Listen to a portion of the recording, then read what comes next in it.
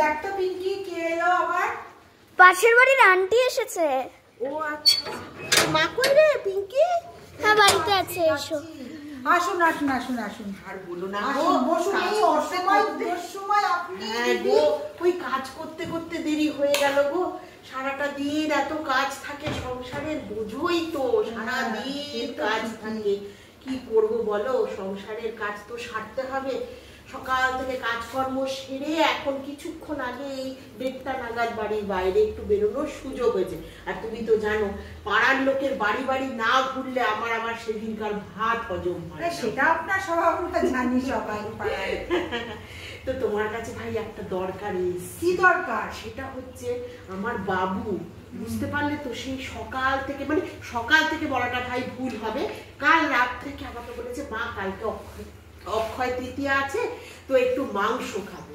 তো এবার তুমি জানো আমি কত সাত্বিক মানুষ, পুজো আচ্ছা না করে বাজারে যাই না। এবার পুজো টুজো করেছি, করার পর যখন বাজারে গেছি তখন মাংস নেই, সবাই মাংস কিনে ফেলেছে, আমার নেই। এবার আমি বাড়িতে এসেছি, বললাম বাবু আজকে একটু আলু সিদ্ধ ডাল ভাত দিয়ে খেয়ে নে, কাল নয় মাছ নয় মাংস নিয়ে আসবো নে। ও মা, বাবু বলেছে আজকে ভাতই খাবে না। কিন্তু আমাদেরও তো সকালবেলা সেই পিঙ্কি ভীষণ মাংস ভালোবাসে বলে ওর বাবা সেই 5:30টার সময় গিয়ে মাংস নিয়ে চলেছে। সবাই তো, আপনারাই জানেন না। বাজারে আমি যেতে পছন্দ করি, আর আমি কাজকর্ম সেরে বাজারে যাই, পুজো আচ্ছা করে বাজারে যাই, গিয়ে দেখি একদম বাজারে মাংস নেই। আর আজকে অক্ষয় তৃতীয়া, বাজারে এত তাড়াতাড়ি যে মাংস শেষ হয়ে যাবে বুঝতেই পারিনি।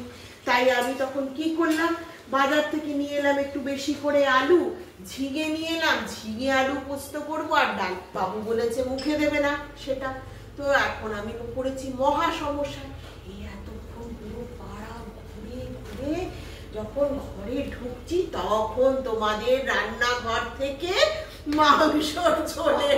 এই কত দূরে আমাদের বাড়ি, আপনি আমাদের পাশ থেকে যাওয়ার সময় মাংসের গন্ধ পেয়েই গেলেন। আসলে তুমি ভাই এত ভালো রান্না করো না যে কি বলবো।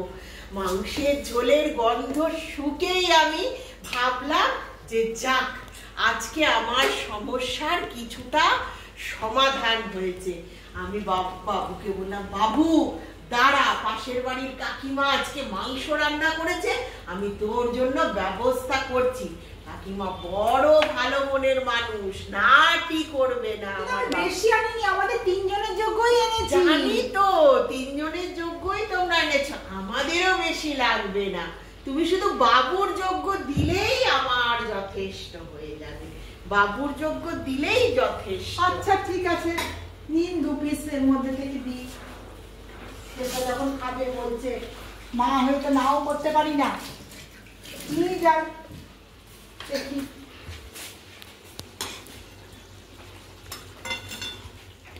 আর পারি না বাবা, এইসব আশেপাশে লোকরা যে গন্ধ কি করে পায়, আর পারি না বাবা এইসব হ্যাংলা প্রতিবেশী। এই জন্যই এখানে বাড়িতে কিনতে না করেছিলাম তোর বাবাকে, কথা শুনলো না এখানেই কিনলো, মনে হয় বাড়ি বিক্রি করে চলে যায়। এইসব হ্যাংলা, পয়সা দিয়ে কেনবার এনে লোকের বাড়ি বাড়ি ঘুরে বেড়ায়। আর পারি না, যাই 2 পিস দিই, নিন। বাবা তুমি আবার কষ্ট করে এইটা আনলে কেন বাটিতে? আমি তো এইটা এনেছি মাংসর জন্য। যাও এইটাতে করে মাংস নিয়ে এসো। এত বড় বাটি?